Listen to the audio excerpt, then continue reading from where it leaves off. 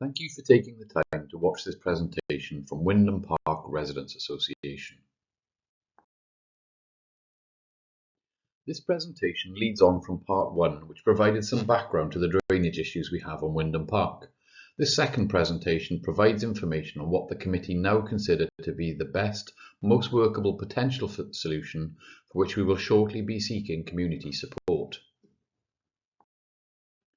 If you watched part 1 or came to recent AGMs, you will know that Wyndham Park was designed as a much bigger new settlement by landscape architect Thomas Mawson. Mawson's vision included for a much bigger dual-lane main avenue with a stream running down its centre. As a result of World War I, that vision was never delivered and the stream was never constructed.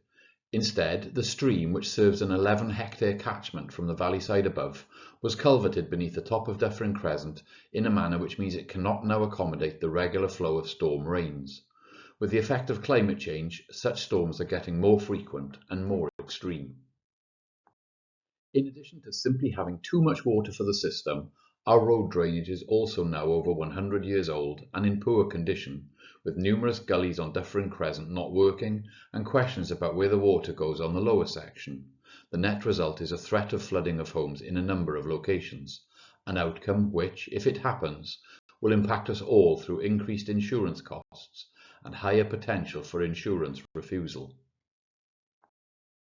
So, what is the potential solution? In all honesty, there are no easy answers. That's why the WPRA committee have been looking into this for the last 5 years and have employed a number of specialists and experts to help us. Along the way, we've looked at a number of options, several of which have fallen away due to costs, significant unknowns, or potential pitfalls. For those who came to the AGM in 2022, we presented a possible underground solution which would see the drains repaired and lined. Sadly, when we really got into the detail of this, costs spiralled, and despite this, significant uncertainty remained about the workability. In hindsight, we realised that it is too complex and too expensive to fix the old drainage network. We also explored channeling overspill from the stream culvert across the full width of the road by adding curbs or rock edging to either side. The challenge of this is again cost and uncertainty.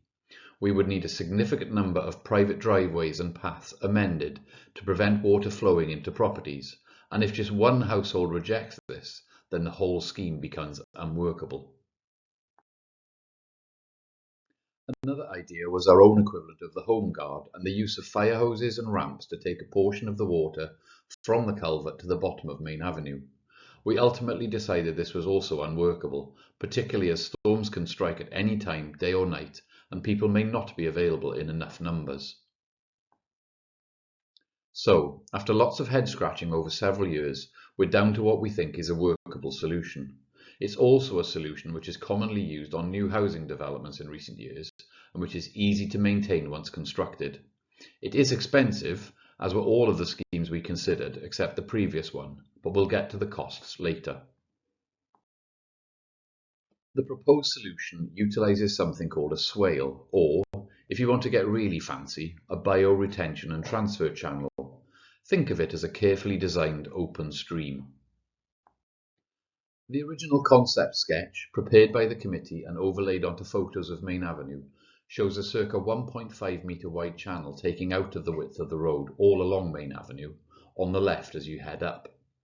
Driveways and side roads would be accessed via covered drainage channels.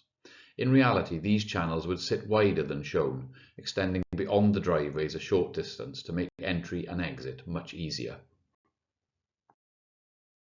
We passed that concept and the original engineering studies prepared in 2021 to Cardiff-based specialist drainage engineers Phoenix Design. They tested the concept and have prepared the preliminary engineering solution, which you can see on screen. It utilises concrete drainage channels shown in the bottom left-hand corner and takes out 1.7 metres of the carriageway. There's an added bonus here, as this narrowing of the road should significantly reduce vehicle speeds. We may even keep the delivery vans below 20 mph. The green sections on the plan are the open swales, the blue lines are the channels. In reality, we think we can extend the swales further towards the river, past the farm and hopefully save some money on the budget. If you're wondering what might these swales look like, ultimately that will be a question for future detailed design stages, but the images on screen may begin to give some idea. In this case, the two examples are predominantly just grassed. The right-hand image is from a retrofit scheme in Llanelli, recently completed by Welsh Water.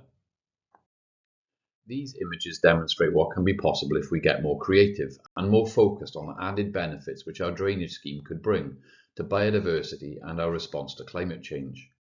If we are to maximise our ability to attract external funding, we'll almost certainly need this sort of approach rather than the previous one. And if you're wondering what all this looks like when the storms arrive, here's a couple of examples taking on such an event. Water levels may get a bit higher than this, but it should never overflow. In order to help inform the community's decision on this work, we got two separate costings prepared by two separate quantity surveyors. The first, a high-level approach, came back at circa £200,000. The second, a more in-depth review, came back at about £300,000 in the first instance, but we think there are savings which can be made against underground pipework, so we think £250,000 is a more achievable upper limit. Either way, these are obviously large sums of money, which will take many years to fund through our normal annual subscriptions. While there is undoubtedly a large amount of money for our community to find in order to resolve our drainage issues, there is also a lot of potential funding available if we can unlock it. Committee members have already engaged with Welsh Water and Natural Resources Wales about the proposals and, with community support to the principle of the approach, could now begin to engage in earnest in this respect. We'll need, as a community, to demonstrate our own commitment to funding a significant proportion of the scheme in order to get any grants available. It's likely that any such grants will also be tied to ecological enhancements and climate change resilience, and this is likely to push us towards one of the more vegetated examples from the earlier slides. There may also be additional small pots of money available to us from commercial sources such as Tarmac, who quarry in the region and have significant pots of money set aside to offset their own environmental impacts.